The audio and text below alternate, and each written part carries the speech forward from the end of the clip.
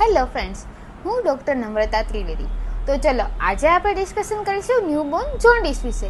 ન્યૂબોર્નમાં જે જોન્ડિસ થાય છે એના બે ટાઈપ છે, પેથોલોજીકલ જોન્ડિસ અને physiological jaundice. Generally physiological jaundice જે નાના બાળકોને હોય, ન્યૂબોર્નને હોય, એમાં એડમિટ કરવાની જરૂર પડતી નથી.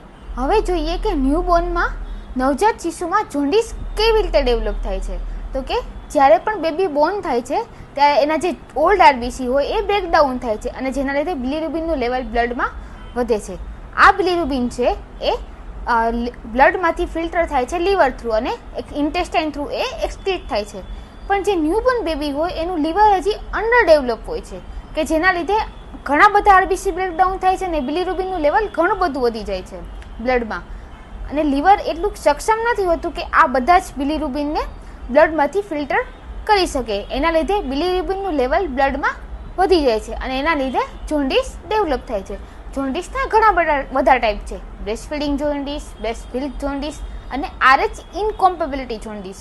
આ બધા જોન્ડિસના ટાઈપ વિશે આપણે આગળના બધા વિડીયોમાં વાત કરીશું. Thank you.